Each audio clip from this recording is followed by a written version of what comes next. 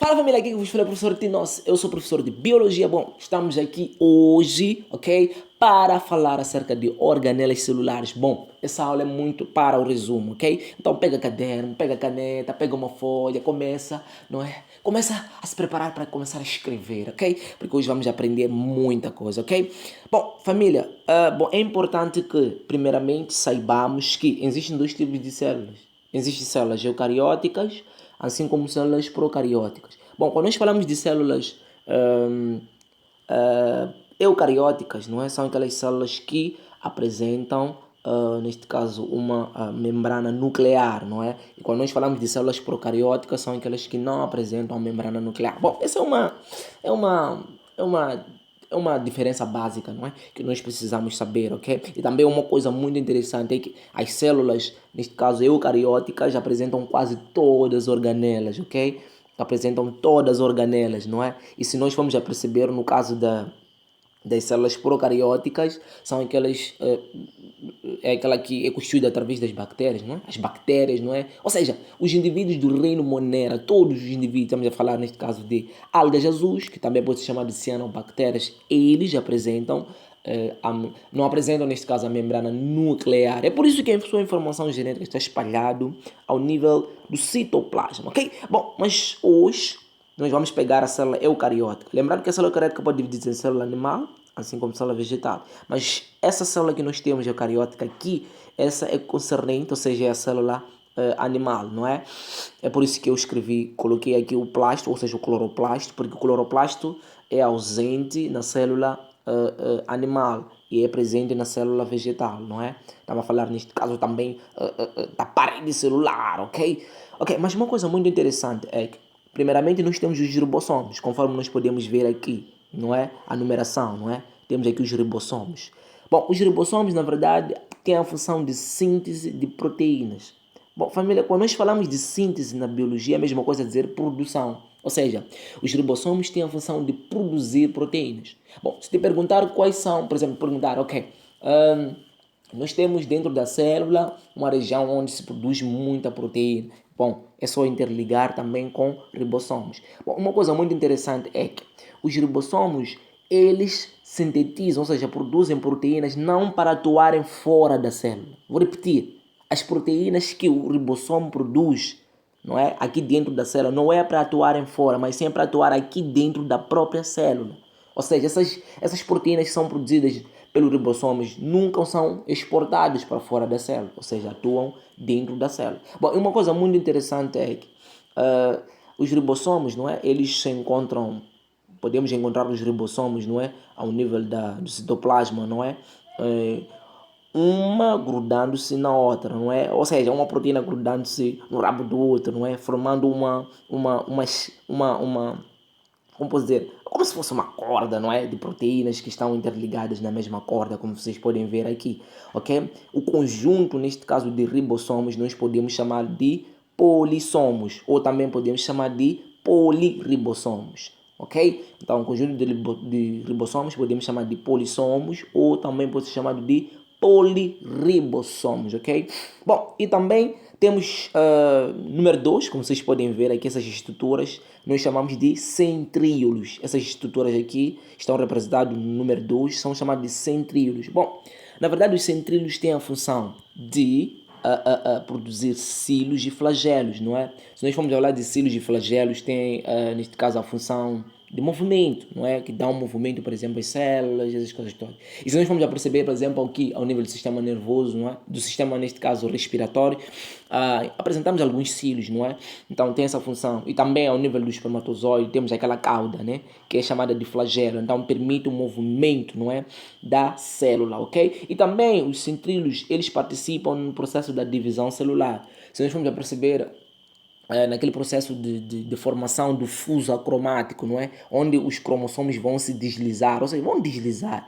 Então, a formação dessas proteínas, não é? Do fuso acromático, então, é pelo intermediário do que? Dos centríolos. Os centríolos têm essa função, não é? Ou seja, participam da divisão celular formando o fuso acromático, ok? Ok, família? Depois temos, neste caso, o retículo endoplasmático rugoso. Bom, quando nós falamos de retículo endoplasmático rugoso, essa estrutura que nós encontramos aqui, bom, uma coisa muito interessante é que o retículo endoplasmático rugoso, ela apresenta algumas bolinhas, não é, incrustadas nela, ou seja, que estão localizadas nela. Essas bolinhas, não é, essas pequenas estruturas, nós chamamos de ribossomos, ou seja, são ribossomos, ok? São ribossomos. É por isso que o retículo endoplasmático rugoso tem a função de síntese de proteínas, ou seja, tem a função de produzir proteínas. Só que uma coisa muito importante é que essas proteínas que o retículo endoplasmático rugoso vai produzir são proteínas exportadoras, ou seja, são proteínas que vão atuar fora da célula. Bom, é só recordar, eu falei que ribossomos, não é, esses ribossomos que se encontram ao nível do citoplasma ou hialoplasma, eles têm a função de, de sintetizar proteínas que vão atuar dentro da célula. Mas o retículo endoplasmático rugoso, não é? Ela, o nível dela encontra-se com proteínas, não é? É composto através de proteínas também, de ribossomos, ok? E esses ribossomos têm a função de sintetizar proteínas. Só que o retículo endoplasmático rugoso, tem a função de produzir ou sintetizar proteínas exportadoras, ou seja, para atuar fora da célula, ok? E também uma coisa muito interessante, o retículo endoplasmático rugoso tem a função de produzir enzimas digestivas. Quando nós falamos de enzimas digestivas, estamos a falar de enzimas que vão participar naquele processo de digestão, no sistema digestório, não é? Estamos a falar amilase, não é? Pitialina, etc. Então, todas as enzimas digestivas, não é? Elas são produzidas através do retículo endoplasmático rugoso. Uma coisa muito interessante, se nós formos a perceber, quando nós falamos, por exemplo, de síntese proteica exportadora, bom, existem aquilo que chamamos de hormônios proteicos, ou seja, hormônios de origem proteica. Estamos a falar, por exemplo, de insulina. Então, você pode perceber que a insulina, não é? Ela é produzida ao nível do pâncreas, não é? E se ela é produzida ao nível do pâncreas, significa que ela vai ser secretada, ok? Para o sangue, para atuar, ok? Então, uma coisa muito interessante. Então, você pode dizer que ao nível do pâncreas nós temos grande quantidade de retículo endoplasmático rugoso. Yes, é isso mesmo, ok? O retículo endoplasmático rugoso está presente ao nível do quê? Ao nível do pâncreas, não é? Porque pâncreas, ela tem a função também de secretar, ou seja, secretar insulina. Insulina é uma hormona proteica, ok? Bom, uma coisa muito interessante também, temos o retículo endoplasmático liso. Bem aqui, não é? Sobre o retículo endoplasmático liso, ela não apresenta ribossomos incrustadas nela, ok? Diferentemente do retículo endoplasmático rugoso, ok? Agora, o retículo endoplasmático liso, ela tem a função de síntese de lípidos, ok? Tem a função de produzir lípidos, ok? Tem a função de produzir lípidos. Bom, uma coisa muito interessante, podem te perguntar, essa organela está em maior quantidade em que região do nosso corpo? Estamos a falar, por exemplo, no caso dos testículos.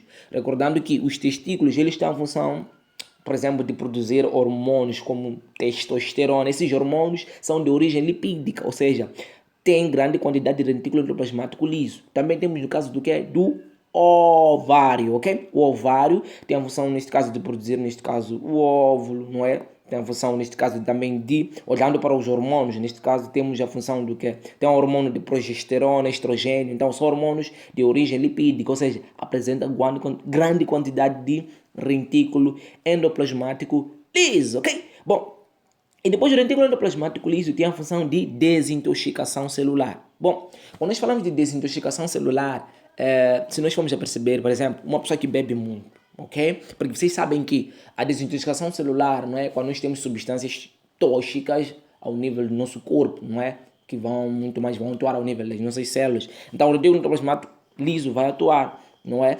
Então, se nós formos a perceber, ao nível do fígado, por exemplo, ocorre maior metabolização de medicamentos, de drogas. E se nós formos a perceber uma pessoa que bebe muito, okay? Vocês podem se perguntar por que uma pessoa que bebe muito, não é? Ou uma pessoa que bebe um copo e começa já a cair, já não começa a ficar embriagado, ou seja, ele para ficar embriagado ele não precisa de muitos copos, não é? Então isso é por causa do quê? É por causa do retículo endoplasmático liso. Quando maior, não é? Porque ao nível do fígado, onde ocorre o processo de metabolização, ou seja, quebra nesse caso, né? Ok. E a bebida é uma droga. Então, quando a pessoa ingere a bebida, então há maior produção de retículo endoplasmático liso ao nível do que do fígado. Então, o fígado vai produzir maior quantidade de retículo endoplasmático liso. Então, quando produz maior quantidade de retículo endoplasmático liso, neste caso para quebrar, não é para metabolizar o álcool, então a pessoa quando tem baixa concentração de retículo endoplasmático liso, não é? Ela pode, ou seja, fica embriagado, mas quem produz mais, então isso também pode causar vários tipos de problemas. Pode causar aquilo que chamamos de cirrose hepática ao nível do fígado, não é? Para uma pessoa que bebe muito, não é? Então, não é recomendável a pessoa beber muito, não é recomendável a pessoa beber, ok? É não beber, ok? Bom, depois temos aqui o peroxissomo. O peroxissomo também tem a função de desintoxicação celular. E se nós formos a perceber, o peroxissomo, não é?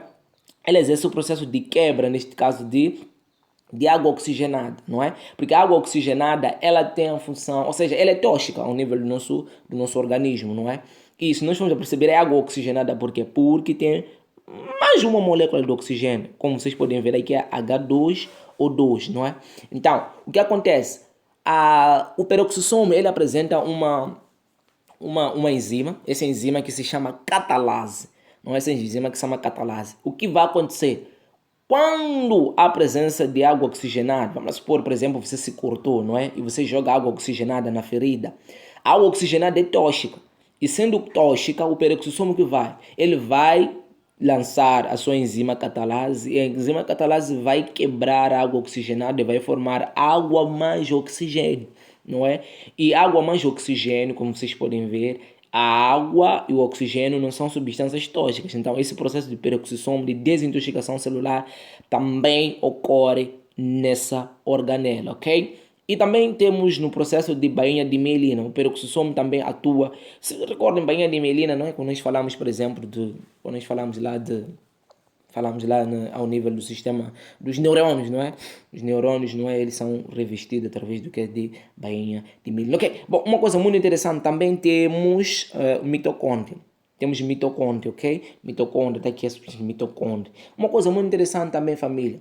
Podem vos perguntar quais são as organelas que não apresentam membrana. É só escrever. São ribossomos e centríolos.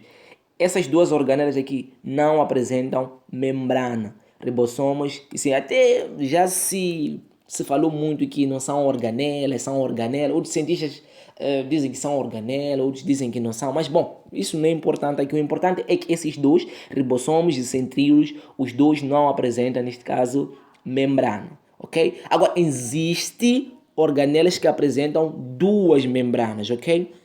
Quais são essas organelas? Temos primeiro cloroplasto, ok? O cloroplasto ele apresenta o que? Duas organelas, assim como também a mitocôndria. Bom, tem uma teoria que se chama teoria endossimbiose ou endossimbiótica, não é? Essa teoria diz que certas bactérias entraram dentro da célula, não é? E acabaram por levar a membrana da própria célula. E por isso ter acontecido, eles acabaram, não é? Por apresentar duas membranas. Bom, essa teoria aí, qual é o argumento, não é? Porque se nós formos a perceber, o cloroplasto, não é? E a mitocôndria, os dois e também as bactérias, eles apresentam que apresentam duas membranas, não é? E se nós formos a perceber também, a mitocôndria, assim como o cloroplasto, assim como também como a bactéria, vão apresentar, não é, aquilo que nós chamamos de DNA próprio. A mitocôndria apresenta DNA próprio, ok? Mitocôndria também apresenta DNA próprio, não é? Então, o DNA deles é circular, diferentemente de nós, não é? Que é o que é linear, ok? Uma coisa muito interessante também. Bom, é uma coisa muito interessante. E também, se nós formos a perceber, as bactérias apresentam ribossomos. E se nós formos a perceber, os cloroplastos, eles apresentam ribossomos dentro dela, assim como também a mitocôndria.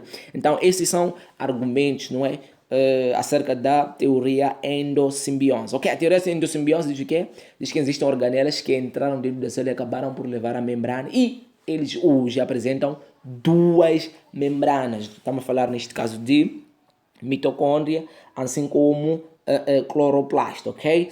Ok, família? Bom, depois temos aqui a mitocôndria. A mitocôndria tem a função de respiração celular, ok? respiração celular. E também tem outra função, uma coisa muito interessante, o DNA que nós encontramos dentro da mitocôndria, ela é de origem materna, ok? Porque se diz que o DNA de origem paterna, ele acaba já sendo degradado, ok? Então, uma coisa muito interessante, se você vai, por exemplo, no hospital para tirar teste de DNA, muito mais, se quer saber se aquela é sua mãe ou não, então muito mais eles analisam a mitocôndria, porque a mitocôndria ele possui o DNA, ou seja, o DNA que está na mitocôndria é o DNA de origem materna, ok? Depois temos aqui o núcleo, ok? O núcleo, se nós podemos ver, está aqui o núcleo, não é? Bom, o núcleo, na verdade, e uma coisa muito interessante também, o núcleo também apresenta duas membranas, se for considerado um organelo, ok? Então, mitocôndria, assim como também assim como também cloroplastos, não é? Eles apresentam, neste caso, duas membranas. Se o núcleo for considerado, neste caso, uma organela. Bom, o núcleo tem a função do quê? Armazena, não é? E comanda todas as atividades, não é? Dentro da célula. E uma coisa muito interessante, dentro do núcleo nós encontramos o quê? O DNA na forma de cromatina, ok? Na forma de cromatina, ok? E também uma coisa muito interessante, dentro do núcleo nós encontramos uma estrutura que nós chamamos de nucleolo. O nucleolo tem a função de quê? De formar ribossomos. Então, se te perguntar, no núcleo, onde é que os ribossomos são formados? São formados taxativamente, ou seja, dentro do nucleolo. Porque dentro do nucleolo nós encontramos lá o RNA ribossômico, não é? Que vai formar esses ribossomos, ok? Depois temos aqui complexo de Golgi, ou Golgiense, não é? Esse nome aqui de Golgi, não é? É homenagem ao Camilo Golgi, não é? Porque foi ele que descobriu essa organela, ok? Também hoje já vai mudar, chama-se também de complexo Golgiense, não é? Porque a ideia é de não usar muito mais já essas homenagens, ok? Mas pronto, isso não importa. Bom, uma coisa muito interessante é que um complexo de Golgi tem a função de armazenar, empacotar e secretar, ok?